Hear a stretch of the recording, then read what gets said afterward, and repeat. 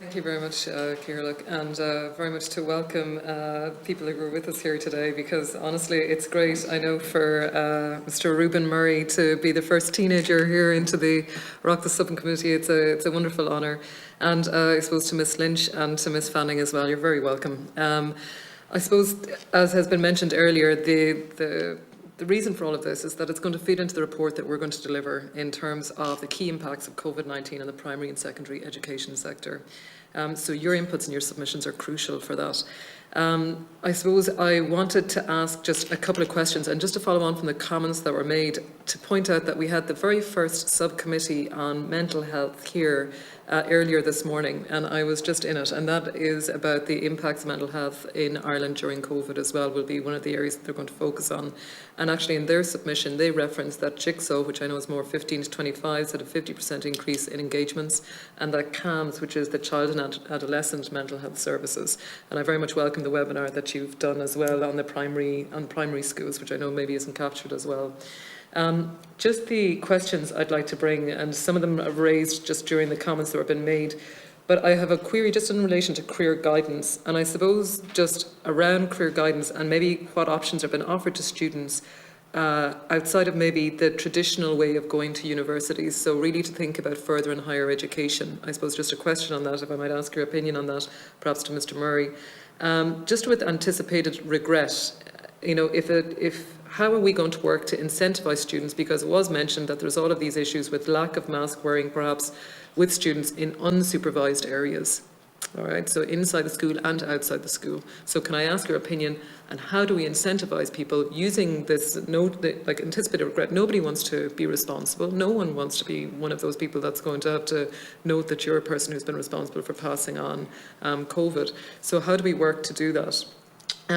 Just in terms of the assessment of the exam years, I know that this has been mentioned, and that, you know, we would all wish to have more clarity on what is going to happen. We'd all like to see the future in a number of months' time.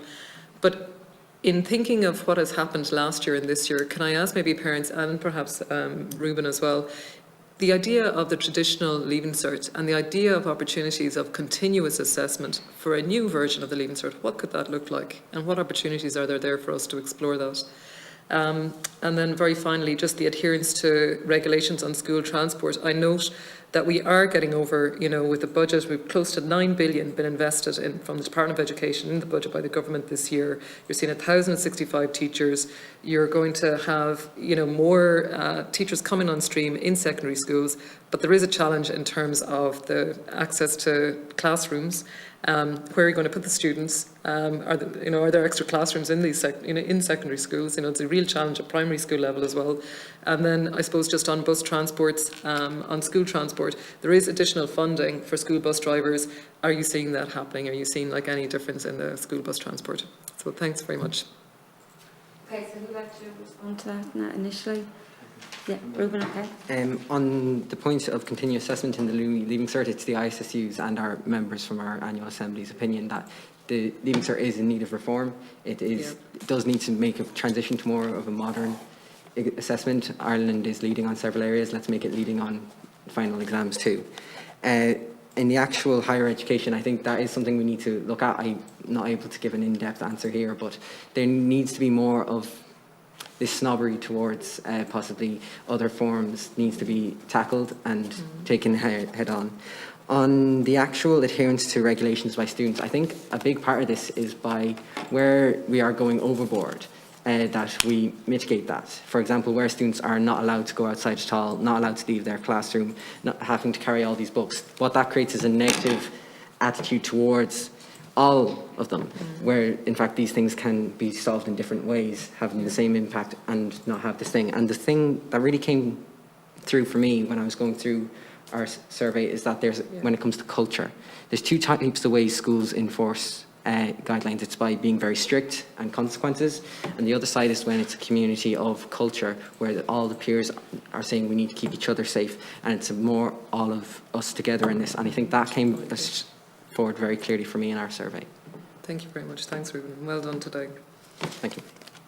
I'm happy to go next, yeah. Thank you, In terms of the continuous assessment and a new leaving certificate, last year, which seems an awfully long time ago now, but last year we did a consultation with parents and children in 5th and 6th class around the country on changes that they felt should be made to the leaving certificate, on the basis that any changes that are made around the next couple of years will be impacting those children when they come into place. And it was just overwhelming that they wanted the final exam just not to be there anymore when they got there, both from children and from parents' perspective. So we've got a lot of more rich data in that, but it was an overwhelming decision by parents and children that it needed to change. So can give you more information on that if you want it. The school bus transport, there's not as many children at a primary level that do take school bus transport, but in our survey, most parents were happy with the way it was operating. But there was quite a significant minority, and I say significant because the concerns that they raised were significant, saying that really no rules were applying on the bus. Children could sit anywhere, they could move places the next day, there was children mixing from different schools on the bus, and that they had concerns about all of those. Now, as I said, it's the minority of the respondents, but there were significant concerns. I'm not sure whether funding addresses those issues, but particularly I think if there's more training involved, that would help. And just quickly on I suppose what Ruben was talking about, balancing risk, that is really important. And I think one of the things that's happened recently is there's been some pilot inspections from the school inspectorate around the adherence and keeping children at schools sticking to the guidance around that.